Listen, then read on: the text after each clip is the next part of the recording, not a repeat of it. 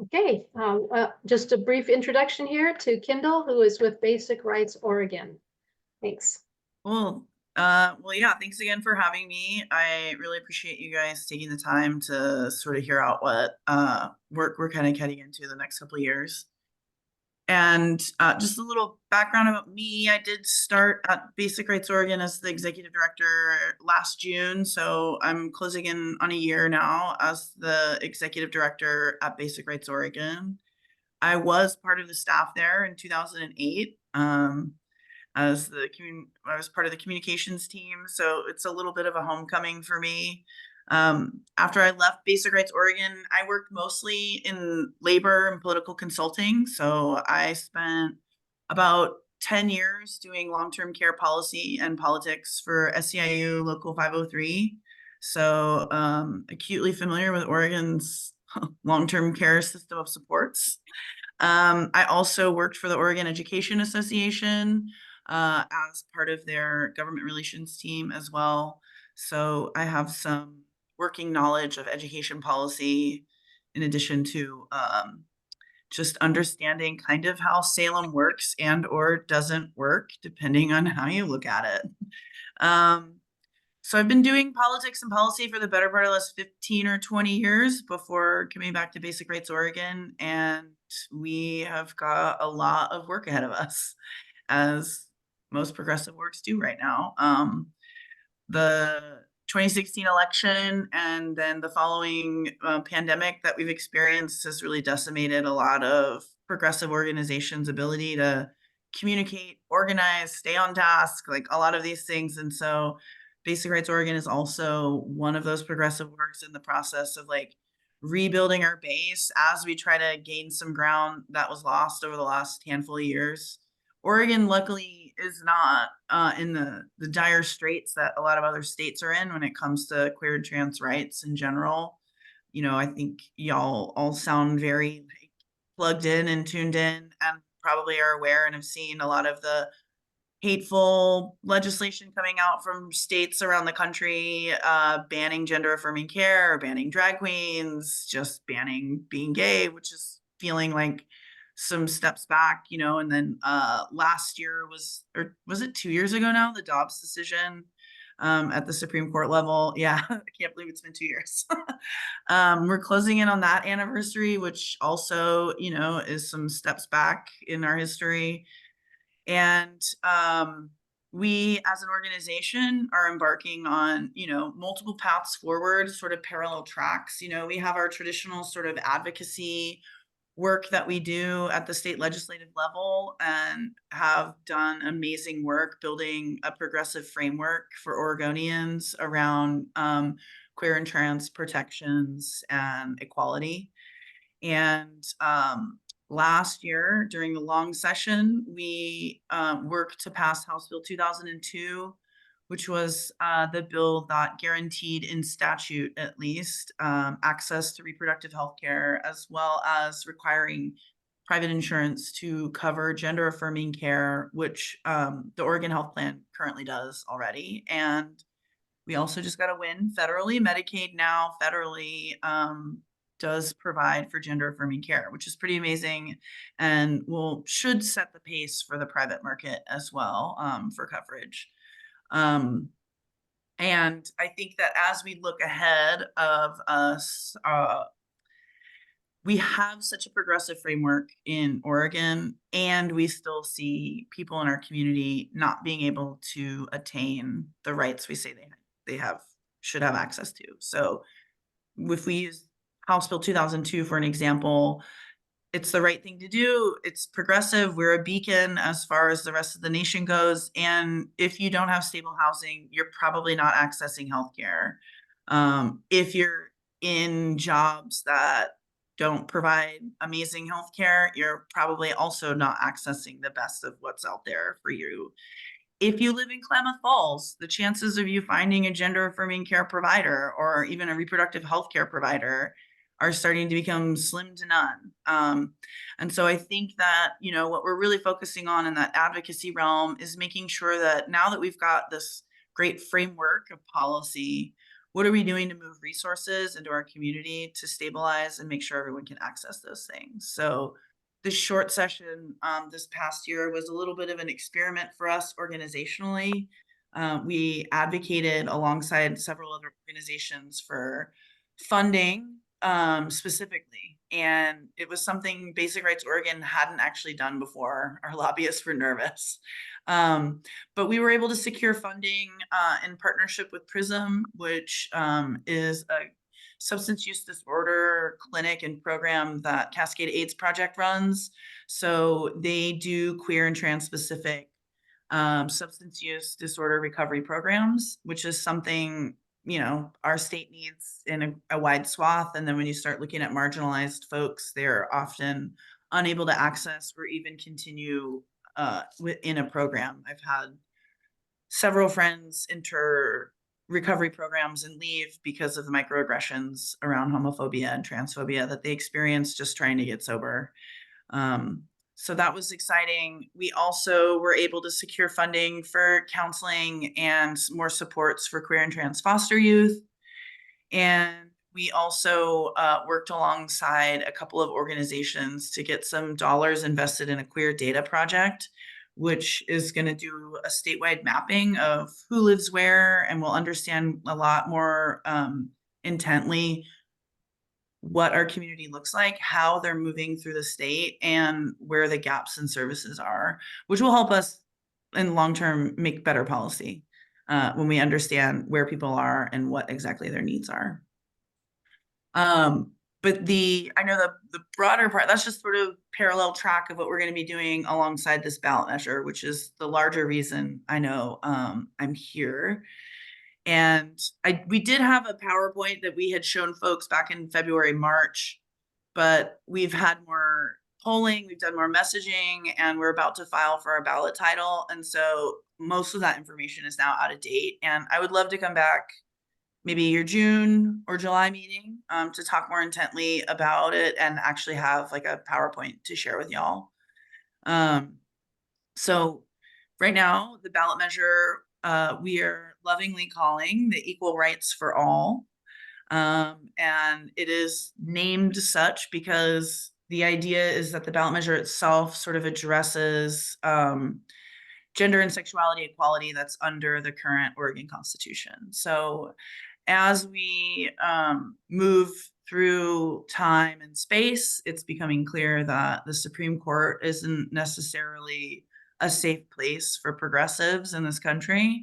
And we also know that our legislature is just as fickle as any other states, despite the fact that Oregon tends to have a democratically led legislature. So it feels like now is the right time to codify into the Constitution what we have said people have the right to through statute. So this particular ballot measure, which we're aiming for the 2026 ballot, will do three things.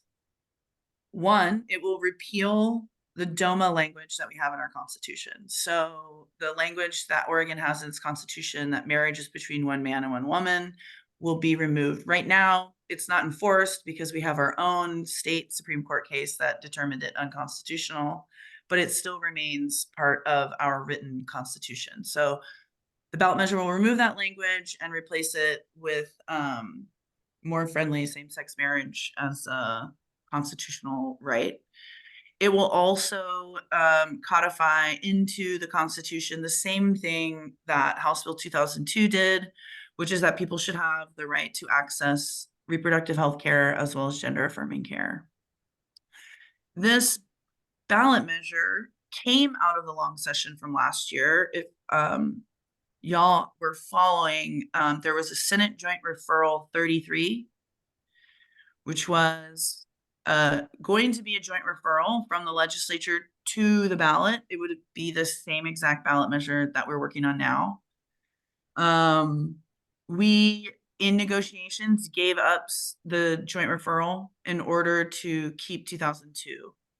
We also, lost some things inside 2002 during the negotiation, but we were able to keep the core values of that bill moving. Republicans were willing to give us a ballot measure, a joint referral ballot measure, but only for marriage.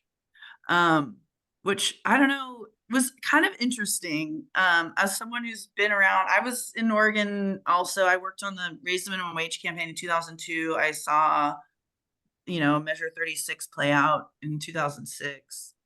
And to have like the entire Republican side of the legislature say to us, gay marriage is cool, we're cool with it now. Y'all can have it. But we don't know about this other stuff. Was interesting. We were like, well, we're not going to negotiate on a ballot measure. That's for the voters. You can that if you'll focus on 2002. So we were able to move the concepts, which was great, but just the idea that 15 years later, a bunch of Republicans were like, yeah, I know gay people and I love them and I hope they can get married and I support their life, whatever. That's great. It's wonderful. It's a huge change and shift in humanity, I guess you could say. And, we also have a new frontier of what queer and trans rights are looking like out there. And kids are being used as a pawn, and they're being used as a target, honestly. And it will be a pretty hyperbolic battle in the coming years. I think we're going to see some pretty terrible things leading up to this year's presidential election. And I think that we will have our work cut out for us for the next couple of years, not just qualifying for the ballot, but making sure that Oregonians really understand what the issues are and really understand what red herrings a lot of these arguments are, specifically around gender affirming care. And the coalition that we have right now at the table working on this is the same group of folks who worked on House Bill 2002, which is Planned Parenthood Advocates of Oregon, the ACLU of Oregon, Basic Rights Oregon. And we also, Nike just joined the table, which is pretty amazing. They're gonna. Who's that? Nike. Nike just joined the table and they are committed to the campaign. They're committed to trying to figure out how they can support. And I think, if y'all have been watching the news, it's definitely going to include a lot of sports talk. And I think that Nike, their deep bench, their deep pockets, all these things are going to be critical as we move forward. And we're currently building out that steering committee, that executive committee level table. And I talked to actually someone on Friday from the Metropolitan Group, which is an organization I'm just now becoming familiar with. I've heard them, but never really understood what they were. But they're a pretty massive global firm. And Eric, the guy I was talking to on Friday, was saying that, they have offices all around the world now, and they really are dialing in on, some of the anti-government, democracy type language that's coming out of a lot of different countries. And he was saying that there's 7 focus areas globally that are being used to sort of divide nations. And he was like, LGBTQ issues are not one of those 7. However, anti-democratic lingo is, right? So there's a lot of anti-democratic sort of dialogue happening in a lot of countries that are currently having democracy. And the number one reason for anti-democracy in these countries, the LGBTQ agenda. The dialogue in a lot of these countries is that democracy has gone too far. People have too much freedom and now they're gay. If we continue down this road of democracy, we're all going to be gay trans people playing sports with kids. It's just it was interesting to me to hear that. So the LGBTQ issues are the number one dialogue within the anti-democratic dialogue. So it does feel like this is a moment where Oregon has a chance to continue to be a leader on these issues and to make sure that people are really talking to one another. If there's anything that I learned listening to all these Republicans talk about gay marriage is cool, it's that just knowing a gay person has helped them understand the humanity of the issue. There are so few trans people and so few trans kids that it's easy to build this like narrative of danger and social contagion because nobody's having any interaction. And so the next couple of years will be crucial for our organizations to really be able to have like those long, meaningful conversations with our neighbors, with our friends, with our family about what it is and isn't to be trans, and to have people feeling comfortable in those conversations, even if they are new and scary at the beginning. I think that it's just knowing and understanding is what's going to get us over the line. I will say in our recent like round of messaging polling, like, you know, if we can make sure that same gender marriage is part of the balloting title, I mean, it jumps out of the pack immediately with like a 60% approval rating. So we're sitting pretty good, you know, right now, as far as like Oregonians' understanding of like, okay, fairness and access. But I will say that, you know, same-sex marriage is very popular, and it is very popular across the board. And so I think that, you know, being able to lean on that as well as inoculation and education, this is going to be a very turbulent because of how crappy it's going to get for kids and families. But it is definitely a winnable ballot measure, and it is definitely the time to do it when we think about what's ahead of us nationally, and what we're looking at with our Supreme Court. So I'm happy to like answer any questions or strategy or hear your thoughts or whatever it is. And again, I would love to come back with a more formalized sort of PowerPoint about it in June or July. So why don't we just go ahead and unmute, and it was a small group, so instead of me moderating who gets to ask the question, just go ahead. Cheryl, you've got your hand up, so go ahead, and then after this, whoever wants to go can go. Kyndall, I'm curious if Nike's behind us on this. Does that mean Phil Knight is opening up his pocketbook? Yeah, Nike is always really clear that Phil Knight is no longer Nike. I don't know if Phil Knight will open up his pocketbook for us. I doubt it. Honestly, that guy mostly just cares about money. I don't think he really even cares about politics as much as morals, or as morals and money. But it does mean that Nike is opening its pocketbook. So Nike has already helped pay for the first round of polling. They have ponied up to sit at this executive committee level table, you know, and Hans is their government relations person, and he's someone that I've known for the last 10 or 15 years through the Oregon legislature and his work there. And he, as a human being and as an individual, cares immensely about this and is from the queer community himself, and is really dedicated to making sure that Nike is invested in this from the ground up. And there's a lot of queer and trans people that actually work for Nike. So Nike is now moving further and further away from the ideology of Phil Knight, who started Nike. But we do hope to get their money and resources. I have a question, or just a comment, Kyndall.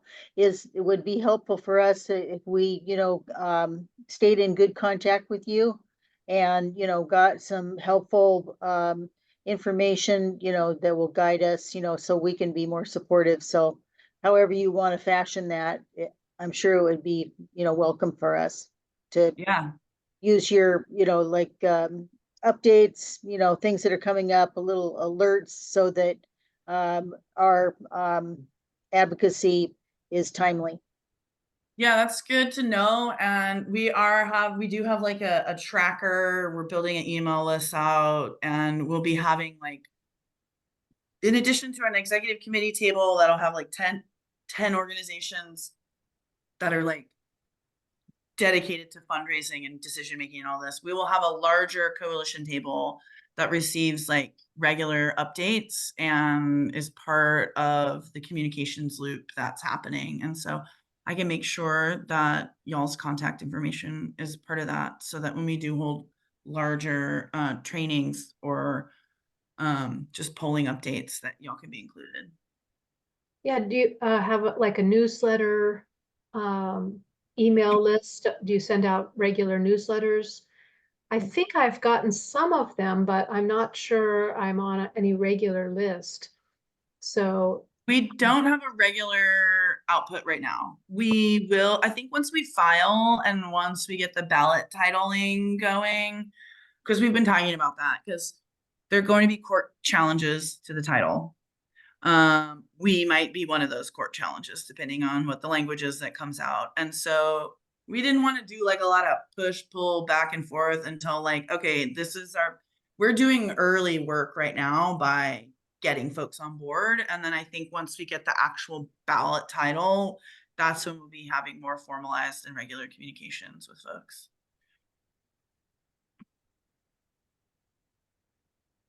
you're muted, Jackie. This is a little off topic in a way, but do you have or know of any recognition ceremonies that are coming up for the Dobbs anniversary? You know what? There is something. I will, Planned Parenthood advocates are going to do something, I think. They were talking about it. And so I will make sure I talk to their political director and can get the information looped back to y'all. Thank you very much. Do you have a name for the political director? Her name is Cassie Purdy, CASSIE PURDY.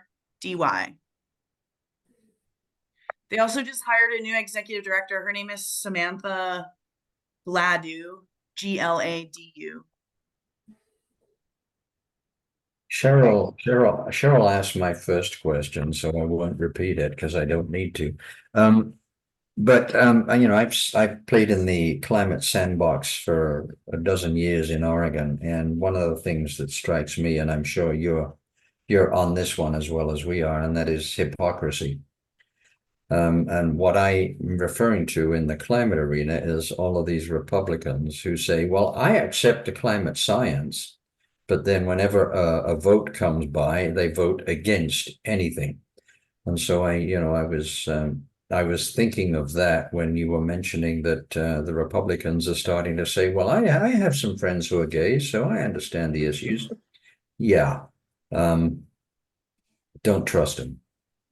And I'm sure you're as smart as I am in that arena.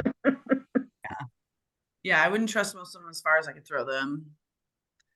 And they really don't care about kids, right? Like, they're always talking about like, oh, women and children. It's like, y'all don't fund anything that support women and children. And yeah, they're pro-birth. That's all they are. yeah, that's right. Yeah, and the legislative women, the Republican women legislators, so House and Senate, all the women put out a press release several weeks ago naming and detailing the school that a trans athlete goes to and competes in track. And Oh my gosh. that kid's name is now in the national news because the national news picked it up, right? It's like, if you cared about kids, you wouldn't be naming minors in your press release and talking about things you don't even understand. This kid and their family is like pretty unsafe right now. The school district is now spending resources on protecting them. Like, and that's all because these Republicans were like, nah, trans athletes, boo. Mm. So they don't care. Well, it's such a sad story, but I mean, it's just such a common story across the nation. Mhm. A question on logistics. So you're about to file a ballot title. So we've heard this before from Dan Meek. He kind of gave us, I don't know if he gave it to this group or to the larger coin group, but he kind of explained how you go from, you know, an idea to getting it on the ballot. And so after you file for that ballot title, there's a period of time that anyone has to oppose. Can you kind of give us a review of how this process works and, you know, what the timeline might be? Because at some point you're going to be looking for people to help gather signatures, I assume. And so, you know, how long does it take for that? And how many signatures do you need and things like that?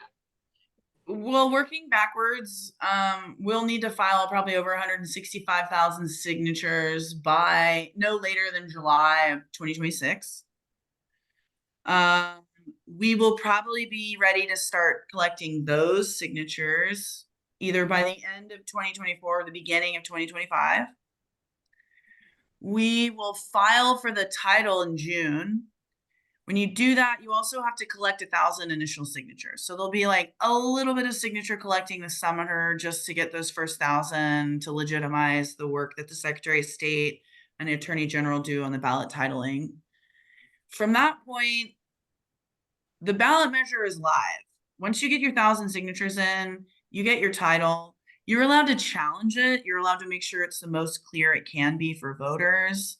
And as we know from polling, the ballot title and the language that is on the ballot matters immensely for Oregonians' ability to understand and vote on an issue. So we will spend the bulk of the summer and the fall kind of probably going back and forth. I'm sure there will be conservative challenges saying this is unconstitutional or whatever. And it won't, none of those will stop it. Honestly, like the only thing that would stop it at that point is if we couldn't get language that included like all the changes that the ballot measure would include, which I would be shocked if it didn't, because Secretary of State and Attorney General are both pretty good at like really detailing what happens with the yes vote, what happens with the no vote. And that will be expensive. That will include lawyers. We've started fundraising for the campaign as well. We have a fundraising consultant right now that's helping us raise funds. So in addition to all the work that's happening around the titling, we are starting to dig in on big donors, grants, things like that to get pay for the lawyers and eventually pay for campaign staff that we'll need through 25 and 26. You know, Dan Meek told us that for every one person who signs twice, you lose 400 votes as a penalty. So what I'm thinking is, even I can't keep track sometimes of what petitions I've signed. So if somewhere down the road, a button that says I signed IP, whatever. Oh yeah. To remind those that they already have signed that petition. Yeah, that makes sense. That's a great idea. I love that idea because sometimes there are, you know, like right now, there were some 40 ballot measures that had been filed, and yeah, that's a great idea. Yeah. Even if it's just a sticker, but a button would be great. Yeah, that's right. And it would also, if people wore it, you know, which hopefully they would, it would encourage other people to sign that as well. Yeah, I think that's a great idea. Also, you mentioned coming back to this group about, you know, with a more formal presentation. And I would think that, you know, after we kind of get through some of this primary stuff, at some point, COIN is going to have a statewide, we call them conversations, with several, kind of a panel about some ballot measures that are either, you know, coming down for this year or are in the pikes for 2 years, for 2 years from now. So we've got another one that we've been following. Alan was just at an event this last weekend or a couple weekends ago on a climate, an environmental rights amendment to the Constitution as well. And so I think the target for that is also 2026. So I think it would be interesting for people to hear from maybe, those two groups at the same time, and maybe possibly another one. If they're, just to kind of understand that process, and also, to become part of the fundraising process, because we know, we've heard that it can take, do you have any idea how much it's going to cost? I mean, we've heard from Dan Meek that, this can cost, seems like he said maybe $10 million for the, I'm pulling that number out of the air, but I might be wrong, but, it can cost up to that much for getting it from start to finish, onto the ballot. And that was for the campaign finance reform. Yeah, that one was a nightmare. That I'm glad they figured that out at the legislative level before going to the ballot. But this will be a multi-million-dollar campaign as well. Our goal is to raise $500,000 this year, which will pay for the consultants that we've hired, pay for the polling, pay for the legal fees. Once we move into the following year or two, we'll definitely need to be raising like upwards of $1 million, and that will be to cover campaign staff and then ad buys and the production of those ads. And it could get nasty. We could end up with a lot of like money flying around on this particular issue. And the So- campaign finance reform bill doesn't go into full effect until what, 2027? Or So, 2028, maybe, was it? so we're gonna still see lots of outside money. Yeah. Yeah, yeah. That's So- true. So from the little bit I've heard about ballot measures, they're time consuming and expensive.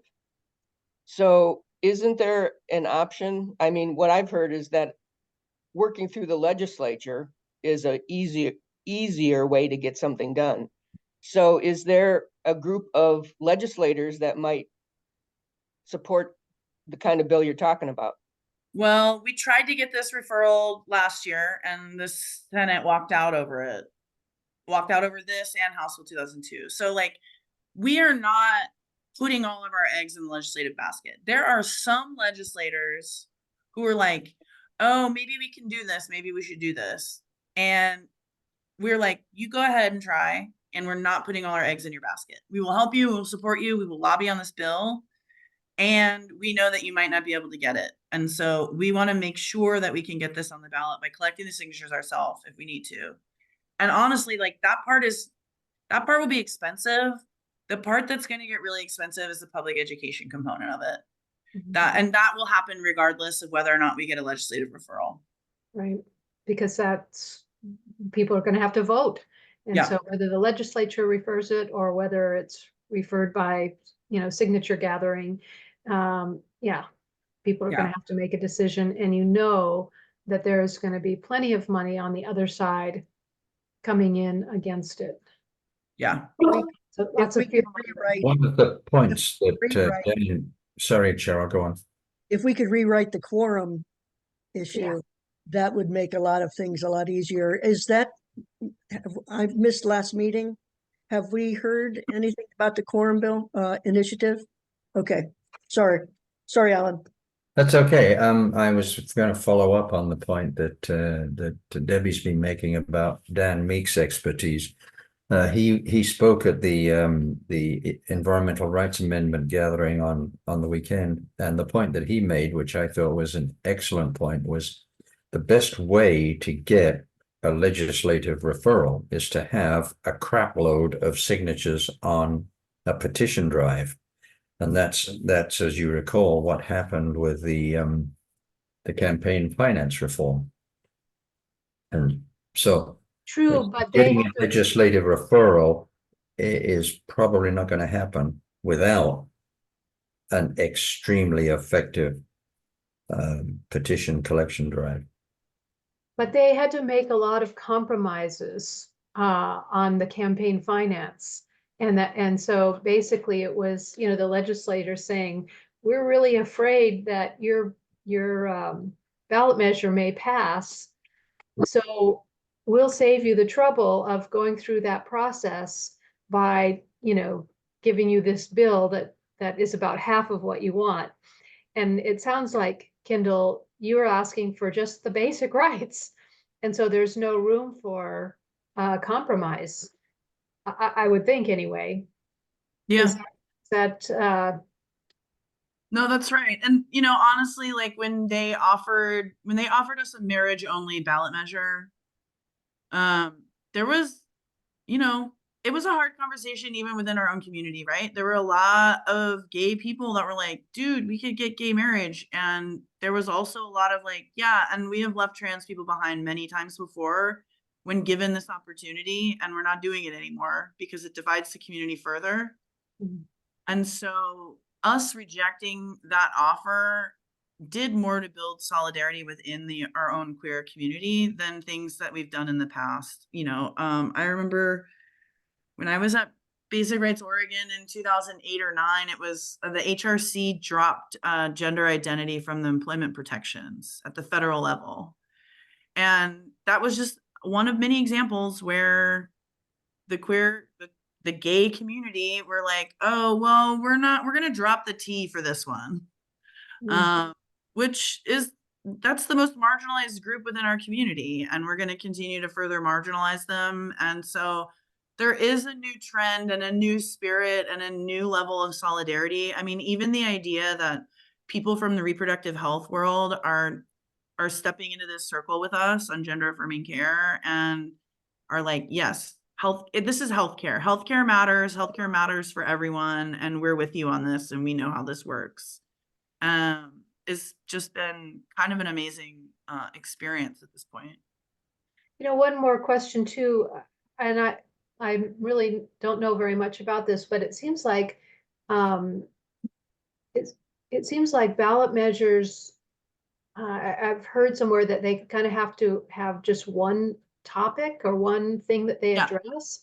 That's right. And so how does this fit within that criteria of just addressing one topic? Yeah. And how so? I should send you a memo. We've had some lawyers work on this, and it is specifically falling under like sex and identity, right? Gender identity. So it's like, regardless of your biological sex and gender identity, you still have the right to these things, right? Marriage and healthcare is essentially what we're saying. Is that like, just because you're you've been deemed a biological woman or you are a woman now does not mean that you shouldn't be able to access healthcare. And it's really, it circles around bodily autonomy. But I will make note to share the memo that we work with this lawyer named Margaret Olney, who's been around a while. I'll make sure we send out that memo. Does anyone else have any questions? Thank you so much for coming to talk to us today. It's been another learning experience, I think, just about the process, but also I think it goes without saying that you can count on COIN to support this. We don't have money to support it, but we have a lot of volunteers who can support. And I think, this would be a place to look for people to gather signatures and things like that. The wider COIN audience, that's a statewide group.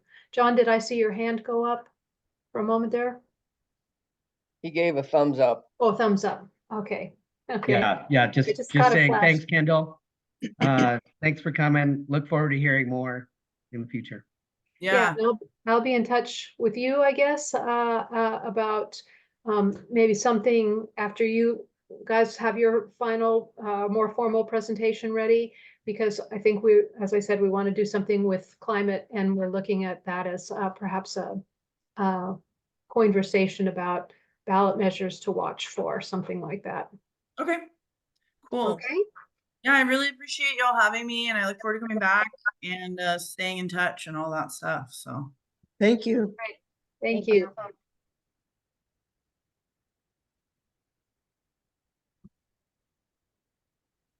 Well, but it doesn't leave us very much time.